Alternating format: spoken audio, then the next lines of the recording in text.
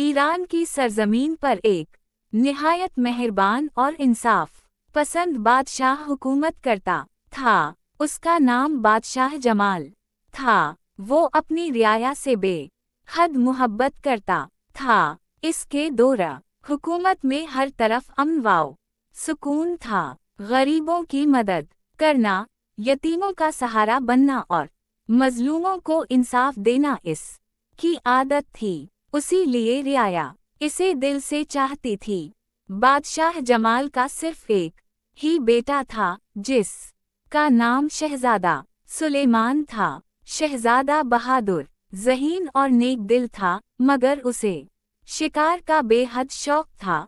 जब भी उसे फुर्सत मिलती, वो अपने मुहाफिजों और मुलाजिमों के साथ जंगल का रुख करता और शिकार खेलने निकल जाता। बादशाह अक्सर इसे समझाता था, बेटे, शिकार सिर्फ ज़रूरत के लिए करना चाहिए। शौक में किसी बेज़बान जानवर को तकलीफ देना मुनासिब नहीं। शहजादा अपने वालिद की बात सुनता तो ज़रूर था, लेकिन इसका शिकार का शौक कम न होता। एक सुबह सूरज की पहली किरण के साथ शहजादा अपने घोड़े पर सवार हुआ। इसके साथ कई मुहाफिज, तीर अंदाज और शिकारी कुत्ते भी थे। सब लोग खुशी खुशी जंगल की तरफ रवाना हुए। रास्ते में रंग बिरंगे फूल खिले हुए थे, परिंदे चहचहा रहे थे और ठंडी हवा चल रही थी। जंगल में पहुंचकर सबने मुख्तलिफ सिमतों में शिकार की तलाश शुरू कर दी। अचानक शहजादे की नज़र एक निहायत खूबसूरत सुनहरी रंग के हिरन पर पड़ी। इसकी आंखें चमक रही थीं और उसके सींग सूरज की रोशनी में दमक रहे थे। ऐसा हिरन किसी ने पहले कभी नहीं देखा था। शहजादे ने फौरन अपनी कमान उठाई, तीर चढ़ाया और पूरी तवज्जो से निशाना लिया। फिर एक ही लम्हे में तीर छोड़ दिया। शश, तीर सीधा जाकर हिरन की पिछली टांग में लगा। हिरन दर्द से अछला, मगर जमीन पर गिरने के बजाय बिजली की रफ्तार से भाग निकला। शहजादा बोला, आज ये हिरन मेरे हाथ से नहीं बच सकता। ये कहकर वो अपने घोड़े को एड़ा लगाकर हिरन के पीछे दौड़ पड़ा। मुहाफिज भी उसके पीछे भागे, मगर हिरन इतनी तेजी से घने जंगल की तरफ जा रहा था कि सब बहुत पीछे रह गए। कुछ देर बाद शहजादा अकेला ही जंगल के इस हिस्से में पहुंच गया जहां सूरज की रोशनी भी मुश्किल से जमीन तक पहुंचती थी। चारों तरफ बहुत बड़े बड़े दरख्त थे, अजीब आवाजें आ रही थी और हर तरफ खामोशी छाई हुई थी। शहजादे ने हिरन को तलाश करना शुरू किया, मगर वो अचानक कहीं गायब हो चुका था। ना इसके कदमों के निशान थे, ना खून के कतरे। ऐसा लग रहा था जैसे वो कभी वहां आया ही ना हो।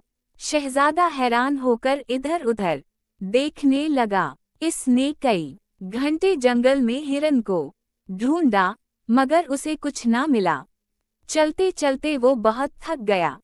इसकी पानी की मशक भी खाली हो चुकी थी और सूरज ढलने लगा था। आखिरकार इसे एक बहुत पुराना और तनावर दरख्त नजर आया। वो दरख्त इतना बड़ा था कि उसकी शाखें आसमान को छूती महसूस होती थीं। शहजादा इसके साए में जाकर बैठ गया। वो गहरी सांसें ले रहा था और सोच रहा था कि वापस महल का रास्ता किस तरफ है। अचानक इसे ऐसा महसूस हुआ जैसे दरख्त के पीछे से किसी के आहिस्ता आहिस्ता चलने की आवाज आ रही हो। शहजादा फौरन उठ खड़ा हुआ। उसने अपनी तलवार नैम से निकाली और आवाज की तरफ बढ़ने लगा। या शहजादा दरख्त के नीचे बैठा ही था कि अचानक उसे किसी के कदमों की आहट सुनाई दी। वो फौरन उठा और तलवार निकाल कर आवाज की तरफ बढ़ा। कुछ ही दूर एक सफेद दाढ़ी वाला बूढ़ा फकीर खड़ा था। फकीर ने मुस्कुरा कर कहा, शहजादे, अलामत तअज्जुब, तुम जिस हिरन का पीछा करते हुए यहाँ आए हो वो कोई आम हिरन नहीं था। वो एक जादुई हिरन था जो सिर्फ नेक दिल इंसानों को इस जंगल में लाता है। शहजादा हैरान रह गया। इस ने पूछा, वो हिरन कहाँ गया?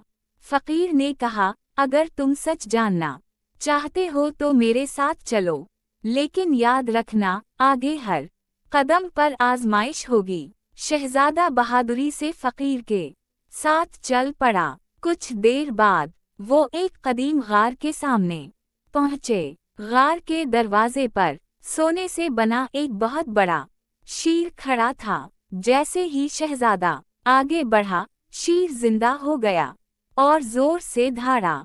फकीर ने कहा, डरो मत, अगर तुम्हारे दिल में लालच नहीं तो ये तुम्हें नुकसान नहीं पहुंचाएगा। शहजादे ने हिम्मत से शीर की आंखों में देखा। हैरत की बात ये हुई कि शीर एक तरफ हट गया और गार का दरवाजा खुल गया। गार के अंदर बेशुमार सोने के सके, हीरे, जवाहरात और कीमती खजाने पड़े थे, लेकिन दरमियान में एक सुनहरी पिंजरा रखा था। इस पिंजरे में वही जख्मी हिरन मौजूद था। शहजादे को इस पर तरस आया। इसने फौरन पिंजरा खोल दिया। जैसे ही हिरन आजाद हुआ, वो एक खूबसूरत नौजवान में तब्दील हो गया। इसने कहा, मैं इस जंगल का मुहाफिज हूँ। एक जालिम जादूगर ने मुझे हिरन बनाकर इस पिंजरे में कैद कर दिया था। तुमने लालच के बजाय रहम का रास्ता इख्तियार किया, इसलिए मेरा जादू टूट गया।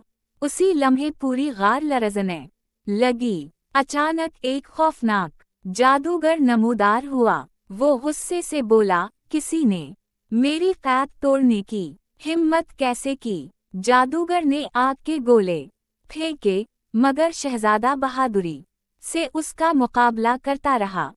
आखिरकार फकीर ने शहजादे को एक जादुई तलवार दी। शहजादे ने पूरी ताकत से वार किया। जादूगर चीख मार कर जमीन पर गिरा और धुएं में तब्दील होकर हमेशा के लिए खत्म हो गया।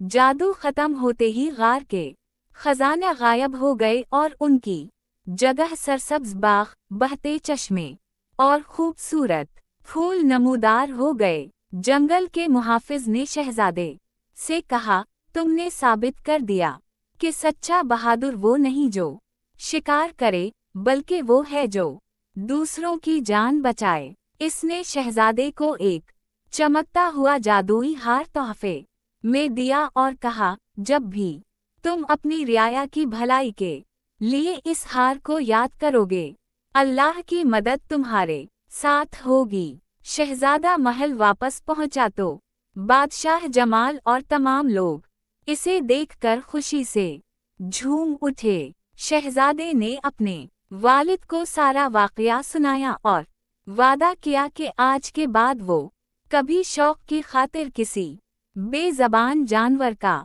शिकार नहीं करेगा। बादशाह जमाल ने अपने बेटे को गले लगा लिया और कहा, आज तुम सिर्फ मेरे बेटे नहीं, बल्कि एक सच्चे शहजादे बन गए हो। इसके बाद शहजादा अपनी बहादुरी, रहमदिली और इंसाफ की वजह से पूरी दुनिया में मशहूर हो गया और जब वो बादशाह बना तो उसकी हुकूमत में अमन, खुशहाली और इंसाफ का दौर शुरू हो गया। बल्कि रहम, इंसाफ और नेकी में होती है।